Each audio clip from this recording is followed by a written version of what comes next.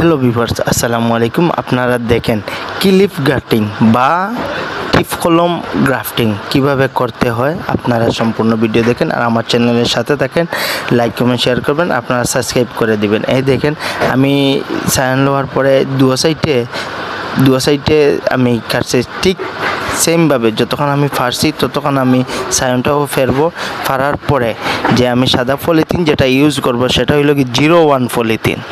এটা টানলে লম্বা হয় এমন ফিতা না, এটা আপনারা যে কোনো ফিতা করে গিয়ে বলবেন 01 পলিথিন, সেটা বললে আপনারা এই ফিতাটা পেয়ে যাবেন। আর এটা দিয়ে আপনারা খুব সহজে গ্রাফটিং করতে পারবেন।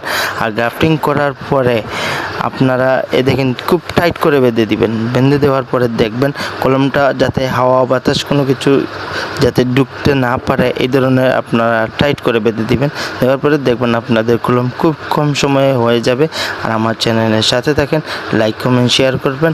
আর আপনারা এই নতুন চ্যানেলটা একটু সাবস্ক্রাইব করে দিবেন। আমার এটা দ্বিতীয় চ্যানেল, আর প্রথম চ্যানেল হইল বাংলা গার্ডেন ইউটিউব চ্যানেল, আর এটা আমার সেকেন্ড ইউটিউব চ্যানেল। আপনারা আমার চ্যানেলের সাথে থাকেন, লাইক কমেন্ট শেয়ার করবেন আর সাবস্ক্রাইব করে দিবেন।